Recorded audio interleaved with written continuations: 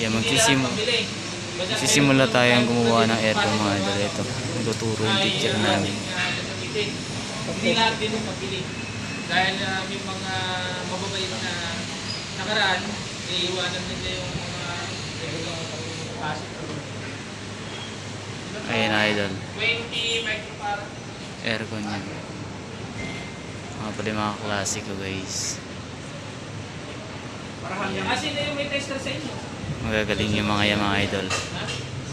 Yung microfarad ay yung kanya sir. Ano ba yan? Multi-tester o plumber? Multi-tester. Ayan ang mga idol dito.